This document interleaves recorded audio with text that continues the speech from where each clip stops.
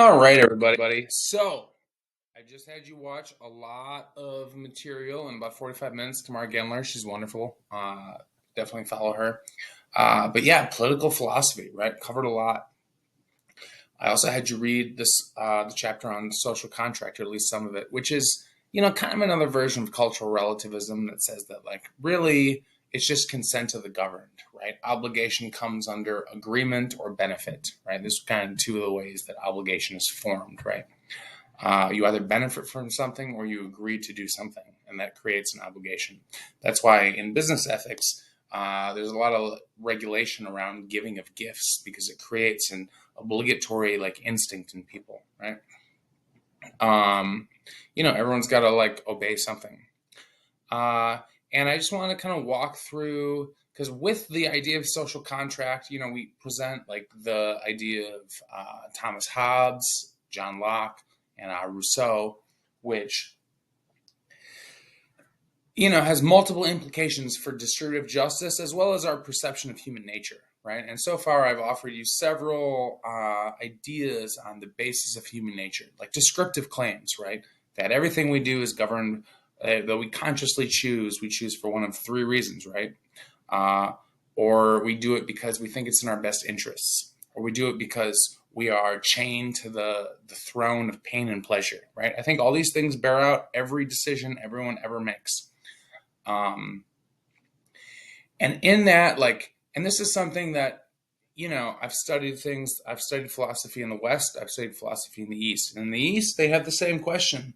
Uh, and the way they kind of characterize it is human nature just generic? Like it's a blank tablet, kind of this was John Locke's idea.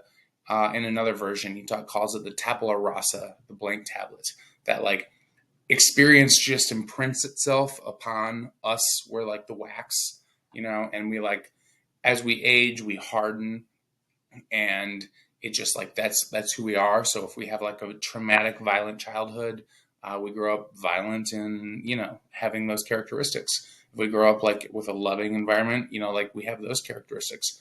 Some people think that we're actually inherently pretty wicked and selfish and cutthroat, and this is kind of how Thomas Hobbes. But I'm telling you, in the East, Hansa, like he was one of the early what school of thought did Hansa? A legalist. He was a legalist. Yeah. Whereas like Confucius or like Lao Tzu, so like Taoism thinks that like human nature is best left alone. I mean, this is kind of Jean-Jacques Rousseau, right? That like at our root, when we come into this world, we have an instinct for the good, for caring about others. And Jean-Jacques Rousseau, he's got in one of his books, he's like, a prisoner can be in a tower cell, condemned to death. He can be watching his guillotine being built, and he'll look out his tower prison window and see I forget if it was a rabbit or a hare or a deer, right? Being like driven to ground by dogs or wolves, and hearing the cry of this creature who's not even the same race as, the same xenology, the same species as him. And our instinct, we have a natural, innate instinct to pity the suffering of others, right? Our soul cries out to it, which we say, no, that's not good, right? And he says that is our innate instinct, our nature. At root is that of empathy and pity for others, right? And I think that's a powerful, and I lean that way. And I think I said this when we were covering the prisoner's dilemma. It's always bothered me that people act more pro-social when there's an overhanging threat of punishment, right? That like we can't just be good people on our own. It's a very,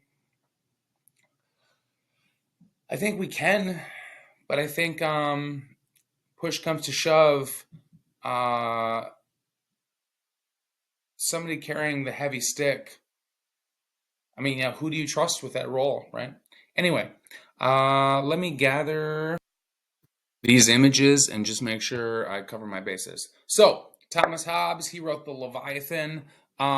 He was kind of the Hansa of our time. He thought that humans, in a state of nature, right? Let's take away all the laws, all the society, all the villages, all the right. Well, how would humans interact if they were just walking around the woods, right? He thought they would behave pretty bad to each other, right? You'd have every reason to initiate violence against others. You'd have every reason. He called it solitary, poor, nasty, and short, brutish. I think he used the word brutish, short-lived lives, right? For who would plant crops if they knew that someone could just come along and take it? And why would anyone actually be kind to each other, right? Favored submitting to the authority of an absolute, unlimited, and undivided sovereign power. So yeah, he thought his book Leviathan basically said that any government is better than living in a state of nature, right? That like every revolution that's ever lived has produced worse outcomes. Like the American Revolution is maybe the only exception to that rule.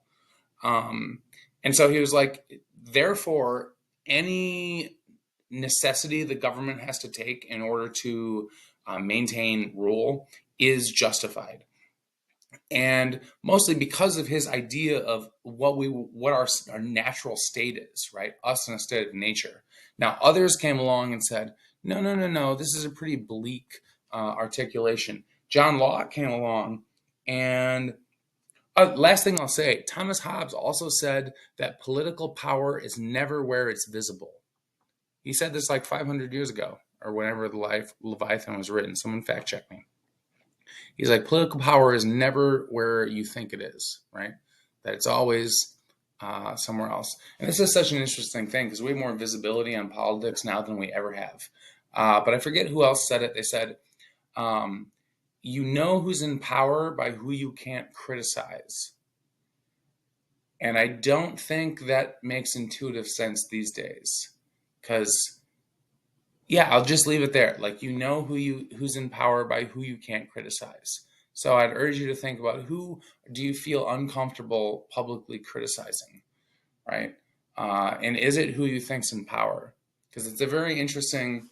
It might not be true, but I think it has some walking legs. That dog hunts a little bit, as it were. Well, anyway, John Locke came along. He's the tabula rasa guy. But he thought that, like, in a state of nature, we would still recognize certain negative rights. He thought these were negative rights, right, as opposed to positive rights. Hopefully you read the chapter. That we have a right to life, liberty, and property. Not life, liberty, and the pursuit of happiness. But you can see where our founding fathers took the line from. And that, like, this is something that everyone recognizes. Each person is entitled to life, liberty, and property, right? And that, like, government at any cost is not justified. The purpose of government, the legitimacy of the government, is to protect the natural rights of people, to be unobstructed in the pursuit of their property, life, liberty, and, I mean, happiness is a tough one, as it were. And so that was kind of like Locke was an early pushback to Hobbes, who was like, you know what? Humans are at base pretty bad. And therefore, the government is always entitled to do anything they need to. They can kill you. They can force you to go to war because it's better than living in a state of nature. And so after Locke, we get Jean-Jacques Rousseau, who wrote The Social Contract. Of anything, I would say if you want something good to read that is high quality and excellently written, even in translation, Jean-Jacques Rousseau is at the top of the list. Find his discourse on social inequality, anything by him. It's so good. Emile is one of the greatest books on educating children I have ever come across. Anything by this man is worth it. But he had a very noble, beneficent view of human nature, which I strive and cleave and lean toward. I really do.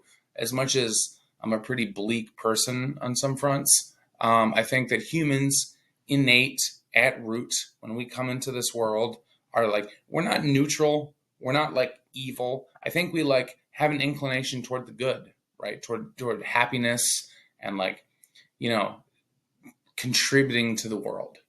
right? As Machiavelli said, there's two instincts in mankind: the desire to control and oppress other people, and the desire to be free and unoppressed, right? Just to be left alone.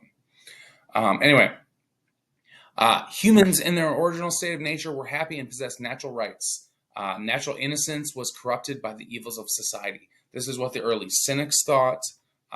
This is what, like the Greeks thought this. The Taoists were kind of in the East, were opposed to the Confucians, like the followers of Confucius. Excuse me, who said that that like you need to follow certain prescripts. If your parents die, you should wear like black clothes and eat coarse food and like stay at home for 3 years. Whereas the Taoists were like, the more you put on artifice and society and social impositions, the more you like separate us from our nature, our true nature. And that like, you know, uh, actually, this is, if you've never read the Tao Te Ching by Lao Tzu, you really should. In the last stanza, it's 80 or 81, one of the last two, he says, a great nation should be governed like you cook a small fish, right? And that goes right to this. Government should have minimal control, and only freely elected governments should impose the controls. And the idea of the small fish is, you don't want to mess with it too much. If you flip a small fish too many times, it's going to fall apart, right? So like to govern a great nation, you want to touch it as little as possible, right? And so the best way to do that is to maximize the freedom of the people.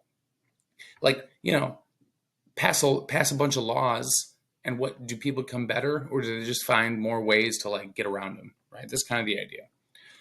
So I'd urge you to try in your mind, because I think there's like very close parallels. I know this is a little long-winded, and I apologize. Between how we view the idea of the social contract, if we think it's valid, right? That right and wrong is just what the majority agrees to, and our understanding of how we view human nature and what justifies, how the government restricts our activities, uh, and how we view distributive justice, right? Do we side more with Robert Nozick or John Rawls? Do we think that like actually the government should forcibly restrict people's ability to do business together or redistribute resources after they do business together, in an effort to like restore some sort of justice or equity or equality, however we like view it? Or if we think like Robert Nozick saying like, no, this is the best you can do is ensure that the transfer of goods is done legitimately. Yeah. So I hope this works. I hope everyone is able to upload a video to me. And please do reach out if anything happens or if anything doesn't work. And everyone have a great week.